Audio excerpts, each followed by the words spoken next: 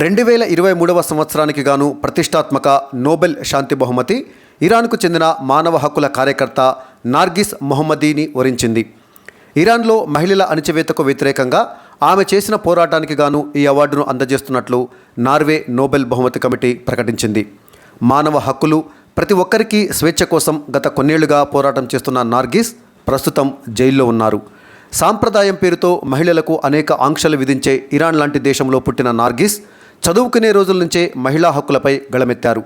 Engineering పూర్తి చేసిన తర్వాత కొంతకాలం పలు పత్రికలకు కాలమిస్టుగా పనిచేశారు. నోబెల్ శాంతి బహుమతి గ్రహీత షిరిద్ ఇబాదీ స్థాపించిన డిఫెండర్స్ ఆఫ్ హ్యూమన్ రైట్స్ సెంటర్లో 2003లో చేరి ఆ తర్వాత అదే సంస్థకు ఉపాధ్యక్షురాలిగా బాధ్యతలు చేపట్టారు. హక్కుల కోసం ఆమె చేస్తున్న పోరాటంలో ఎన్నోసార్లు కఠిన సవాళ్లు ఎదురైనా వెనుకడుగు వేయలేదు. ఈ క్రమంలోనే ఆమె 13 సార్లు అరెస్ట్ అయ్యారు. 5 సార్లు జైలు శిక్షలను ఎదుర్కొన్నారు. 1998లో ఇరాన్ ప్రభుత్వాన్ని విమర్శించినందుకు గాను తొలిసారి అరెస్ట్ అయి ఏడాది పాటు జైలు శిక్షను అనుభవించారు. ఆ తర్వాత డిహెచ్ఆర్సీలో చేరినందుకు గాను మరోసారి అరెస్ట్ అయ్యారు. 2011లో జాతి విద్రోహ కార్యకలాపాలకు పాల్పడుతున్నారన్న కారణంతో మరోసారి ఆమెను అరెస్టు చేసి 11 ఏళ్ల జైలు శిక్ష విధించారు. అయినప్పటికీ ఆమె బెదరలేదు.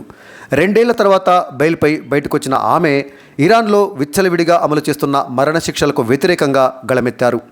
ప్రపంచంలోనే ఏటా అత్యంత ఎక్కువగా మరణశిక్షలను అమలు చేస్తున్న దేశాల్లో ఇరాన్ ఒకటి. దీనికి వ్యతిరేకంగా ఆమె పోరాటం చేపట్టారు. దీంతో 2015లో మరోసారి అరెస్టు చేసి ఆమెను జైలుకు పంపారు. ఇరాన్లో రాజకీయ ఖైదీలు, ముఖ్యంగా మహిళల పట్ల జరుగుతున్న లైంగిక హింసకు వ్యతిరేకంగా నార్గిస్ జైల్లోనే ఉద్యమం ప్రారంభించారు. అక్కడ కూడా ఆమెకు మద్దతుదారులు పెరగడంతో జైలు అధికారులు ఆమెకు కఠిన ఆంక్షలు విధించారు. ఆమె ఎవరితోనూ ఫోన్లో మాట్లాడకుండా, కలవకుండా నిషేధం విధించారు. ఇలాంటి పరిస్థితుల్లోనూ ఆమె తన పోరాటాన్ని కొనసాగించారు. 2022 సెప్టెంబర్లో హిజాబ్ ధరించినందుకు మాసా అనే యువతిని ఇరాన్ పోలీసులు అరెస్టు చేయగా కస్టడీలో ఆమె తీవ్రంగా గాయపడి మరణించింది. దీంతో అక్కడ పెద్ద ఎత్తున ఆందోళనలు చోటు చేసుకున్నాయి. ఆ సమయంలోనూ నార్గిస్ తన గళాన్ని వినిపించారు. అంతేకాదు, జైల్లో ఎన్ని ఆంక్షలు ఉన్నా అక్కడి నుంచే సంచలన నివేదికలు రాసి పలు అంతర్జాతీయ పత్రికలకు పంపించారు. ఇలా ఆమె రాసిన కథనాలు న్యూయార్క్ టైమ్స్, BBC వంటి పత్రికల్లో వచ్చాయి. నోబెల్ ఇతర బహుమతుల మాదిరిగా కాకుండా శాంతి బహుమతిని నార్వే నోబెల్ కమిటీ ఓస్లోలో ప్రకటిస్తుంది.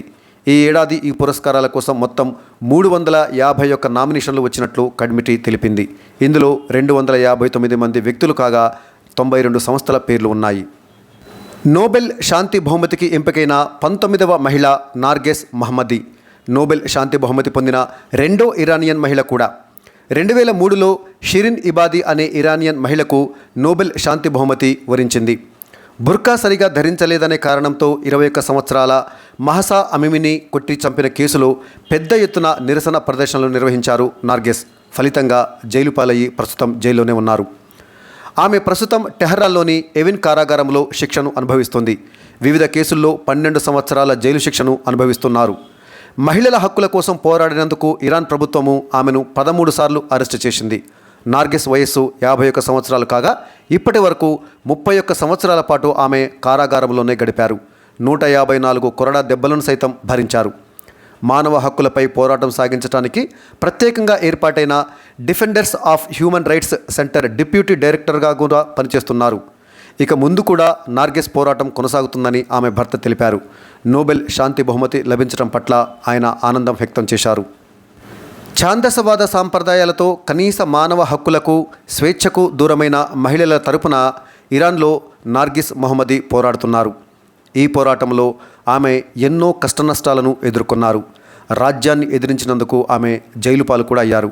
వ్యక్తిగతంగా ఎన్నో కోల్పోయి కూడా ఎంతో సాహసోపేతంగా, ధైర్యంగా ఆమె ఈ పోరాటాన్ని కొనసాగిస్తున్నారు. ఇంతకుముందు చెప్పుకున్నట్లుగా ఇప్పటి వరకు ఆమె తన పోరాటంలో 13 సార్లు అరెస్ట్ అయ్యారు. 5 సార్లు దోషిగా నిర్ధారించబడ్డారు. ఆమె తన జీవితకాలంలో దాదాపు 31 సంవత్సరాలు జైల్లోనే గడిపారు.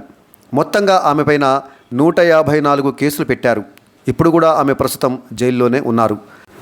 సాధారణంగా సామాజిక న్యాయం, అణగారిన వర్గాల సమాన హక్కులు, మానవ హక్కులు, మహిళా హక్కులు, ప్రపంచ శాంతి, ప్రజాస్వామ్యం తదితర రంగాల్లో కృషి చేస్తున్న వారికి నోబెల్ కమిటీ శాంతి బహుమతికి ఎంపిక చేస్తుంది.